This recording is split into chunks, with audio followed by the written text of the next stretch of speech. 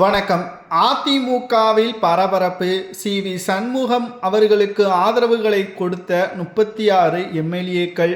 எடப்பாடி பழனிசாமியை நம்பி சென்றால் நடுத்தெருவில் தான் நிற்கணும். 11 தேர்தல்களில் தோல்வியடைந்த எடப்பாடியை இனியும் நாங்கள் நம்ப தயாராக இல்லை என்று ஒட்டுமொத்த 36 எம்எல்ஏக்களும் அந்தர்பல்ட்டி அடித்துள்ளனர். சி.வி. சண்முகம் அவர்கள் தற்பொழுது விஜய் அவர்களுக்கு ஆதரவுகளை கொடுக்க உள்ளதாகவும், சட்டசபையில் வாக்கெடுப்பு முதல்வராக விஜய் அவர்கள் நீடிக்கலாமா என்ற வாக்கெடுப்பின் பொழுது விஜய் அவர்களுக்கு ஆதரவுகளை கொடுத்து அமைச்சரவையில் இடம் கேட்கலாம். இதனால் நிச்சயம் தமிழக மக்கள் எதிர்வரக்கூடிய அரசியல் காலகட்டத்தில் நமக்கு உதவி செய்வார்கள். எம்ஜிஆர் அவர்கள் உருவாக்கிய அதிமுக 3வது இடத்திற்கு போவதற்கு நாங்கள் ஒருபோதும் விடமாட்டோம் என்று சி.வி. சண்முகம் அவர்களும் கூறியுள்ளார்.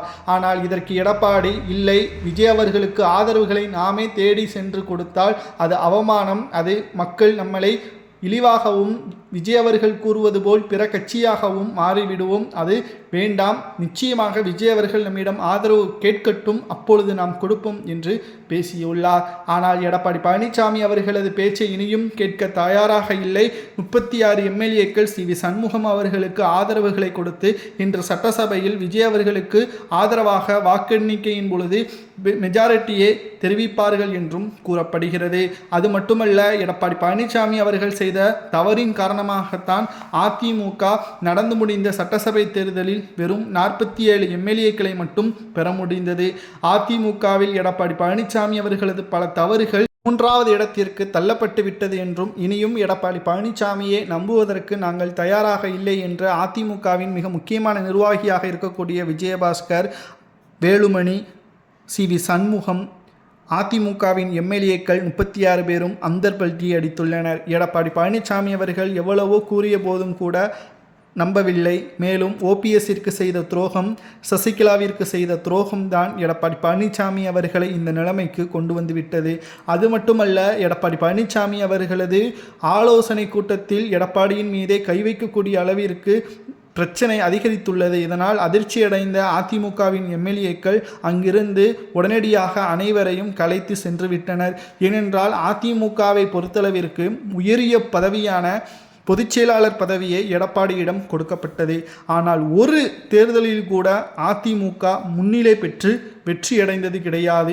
எடப்பாடி பழனிசாமி அவர்களது தலைமை இங்கு சீரோவாகத்தான் இருக்கிறது என்று சி.வி. சண்முகம் அவர்கள் பலரும் குற்றம் சாட்டியுள்ளனர். இதிலிருந்து அதிமுக மீண்டெடுத்து வர வேண்டும் என்றால் தற்பொழுது இருக்கக்கூடிய சூழலில் விஜய் அவர்களுக்கு ஆதரவுகளை கொடுப்போம், அதற்கு பிறகு திமுகவை விரட்டியடிப்பதற்கு உதவுவோம். விஜய் அவர்கள் முதல்வராக இப்பொழுது இருந்தால் எதிர்வரக்கூடிய அரசியல் சூழலில் அதிமுகவின் பிரச்சாரங்களும் திமுகவின் மீது நம்பிக்கையில்லாத மக்களும் நேரடியாக நமக்கே ஆதரவுகளை தருவார்கள். அப்பொழுது அதிமுக ஆளும் கட்சியாகவும் விஜய் அவர்கள் எதிர்க்கட்சியாகவும் கூட வரலாம், அல்லது விஜய் அவர்கள் மீண்டும் ஆளும் கட்சியாகவும் அதிமுக எதிர்க்கட்சியாகவும் வரலாம் என்பதுதான் சி.வி. சண்முகம் அவர்களது திட்டம். ஆனால் எடப்பாடி என்ன கூறுகிறார் தெரியுமா? விஜய் அவர்களை நாம் தேடி சென்று விட்டால் இனி காங்கிரஸ் எப்படி திமுகவுடன் 20 ஆண்டுகள் ஐக்கியமானதோ அதேபோல்தான் விஜய் அவர்களுடனும் நாம் ஐக்கியமாகக்கூடிய நிலைமை உருவாகும். இது வேண்டாம், மக்கள் நம்மளை புறக்கணித்து விடுவார்கள் என்று எடப்பாடி பல முறை கூறிவிட்டார். ஆனால் சட்டசபையில் 36 எம்எல்ஏக்கள் விஜய் அவர்களுக்கு ஆதரவாகவே தற்பொழுது பேசியுள்ளனர். மேலும் வாக்கெடுப்பின் பொழுதும் விஜய் அவர்கள் முதல்வராக நீடிக்கலாம் என்று 36 எம்எல்ஏக்கள் ஆதரவுகளை கொடுக்கும் பட்சத்தில் மிகப்பெரிய அளவில் மாற்றம். திமுகவின் ஆதரவு விஜய்க்கு தேவையில்லை. தனி பெரும்பான்மையுடன் அதிமுகவின் ஆதரவை கொண்டே ஆட்சியை தொடங்குவார் என்ற தகவலும் தற்பொழுது கிடைக்கப்பெற்றுள்ளது. அரசியல் சூழலில் மிகப்பெரிய அளவிலான மாற்றம் ஒவ்வொரு நாளும் ஏற்படுத்தி கொண்டிருக்கக்கூடிய நிலையில் தற்பொழுது விஜய் அவர்களுக்கு தேடி வந்த அதிர்ஷ்டமாகவும், அதே சமயம் எடப்பாடி பழனிசாமி அவர்களுக்குத்தான் மிகப்பெரிய ஒரு சிக்கலை ஏற்படுத்தி இருக்கிறது. இனி எடப்பாடி என்னதான் செய்வார்? அவரது நிலைமை மிகவும் மோசமாகிவிட்டது. அதிமுகவில் அடிப்படை உறுப்பினர் பதவியில் இருந்தும் நீக்கிவிட்டால் எதிர்க்கட்சி தலைவர், முன்னாள் முதல்வர் என்று திமுக எடப்பாடி எதற்கும் சரியில்லை என்று கூறி வந்த நிலையில் அது உண்மையாக மாறிவிடும் என்றும் சில எடப்பாடியின் ஆதரவாளர்கள் விட்டுக் கொடுக்காமல் எடப்பாடிக்கு ஆதரவாக தற்பொழுது குரல் கொடுத்தும் வருகிறார்கள். ஆனால் சி.வி. சண்முகமும் வேலுமணியும் விஜயபாஸ்கரும் விடாப்பிடியாக வேண்டாம், எடப்பாடி பழனிசாமி அவர்கள் அதிமுகவிற்கு தேவையே இல்லை என்றும் கூறி வருகிறார்கள். அடுத்த செய்தி, அரசு பேருந்துகளில் தமிழ்நாடு அரசு போக்குவரத்து கழகம் என மாற்றி அமைக்க விஜய் அவர்கள் உத்தரவை பிறப்பித்துள்ளார். முதல் நாளில் முதலமைச்சராக பொறுப்பேற்ற உடனே 1 கோடி மதிப்புள்ள குட்கா பொருட்கள் எரிக்கப்பட்டுள்ளது. திருச்சியில் 300 ரவுடிகள் அழைக்கப்பட்டு இனிமேல் எந்த ஒரு சட்டவிரோத செயல்களில் ஈடுபட்டால் கடுமையான நடவடிக்கை எடுக்கப்படும் என்று காவல்துறை அதிகாரிகள் முதல் நாளிலேயே ஒட்டுமொத்த குற்றவாளிகள் திருச்சியில் ஒட்டுமொத்த பதற்றத்தையும் சீராக்கியுள்ளார்கள். மேலும் முதல்வர் விஜய் அவர்கள் எடுக்கக்கூடிய ஒட்டுமொத்த நடவடிக்கைகளும் வித்தியாசமாகவும் அது வரவேற்கக்கூடிய வகையிலும் அமைந்துள்ளது. பாரபட்சம் பார்க்காமல் நியாயமான முறையில் ஆட்சியை அமைப்பதாகவும் தற்பொழுது தகவல்கள் கிடைக்கப்பெற்றுள்ளது.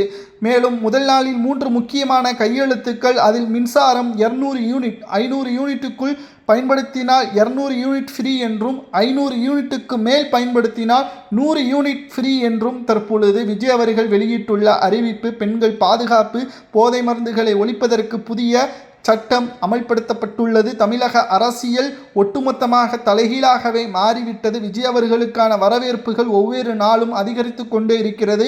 தமிழக சட்டசபை கூட்டத்தொடரிலும் கூட விஜய் அவர்கள் முதல்வராக நீடிக்கலாம் என்று அதிமுகவின் எம்எல்ஏக்கள் சுமார் 36 பேர் அந்தர்வல்கி அடித்திருப்பதும் குறிப்பிடத்தக்கது.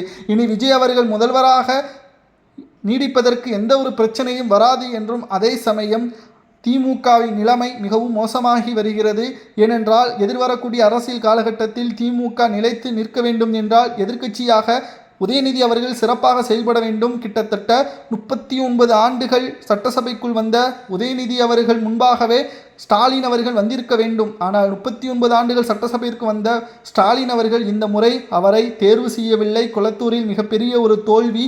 தற்பொழுது எதிர்க்கட்சியாக திமுக சரியாக செயல்படவில்லை என்றால் ஆளும் கட்சியாக இனி 20 ஆண்டுகள் ஆனாலும் தமிழக வெற்றி கழகமே நீடிக்கும். அவர்களது செயல்பாடுகளும் கொள்கைகளும் மக்களது வரவேற்புகளும் ஒவ்வொரு நாளும் அதிகரித்து கொண்டு இருப்பதால் நிச்சயம் இது அரசியல் வட்டாரத்தில் திமுகவிற்கு பின்னடைவையும், அதிமுக இனி விஜய் அவர்களுக்கு பக்கபலமாக இருந்தால்தான் அவர்களும் அரசியலில் நடத்த முடியும். எடப்பாடி பழனிசாமி அவர்களை ஓரம் கட்டுவதற்கும் வேலுமணி, சி.வி. சண்முகம், விஜய் பிரபாகரன் போன்றவர்களும் தற்பொழுது அந்தர்வல்கி அடித்து வருகிறார்கள். தற்பொழுது மிகப்பெரிய அளவிலான மாற்றங்கள் தமிழக அரசியலில் நடந்து கொண்டிருக்கிறது. இனி ஒட்டுமொத்த தமிழக அரசியல் களத்திலும் விஜய் அவர்கள் முன்னுரிமை பெற்று அவர் 20 ஆண்டுகள் ஆனாலும் முதல்வராகவே நீடிக்கக்கூடிய வகையில்தான் அரசியல் களம் மாறியுள்ளது.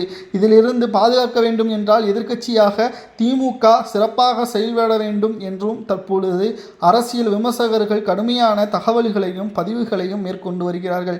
முதல் நாளிலேயே அரசு பேருந்துகளில் தமிழ்நாடு அரசு போக்குவரத்து கழகம் என மாற்றியமைப்பது வரவேற்கத்தக்கது என்றும் சமூக வலைதளங்களில் நம்மால் பார்க்க முடிகிறது. இதை பற்றி உங்களது கருத்துக்களை கமெண்ட் வாயிலாக கூறுங்கள்.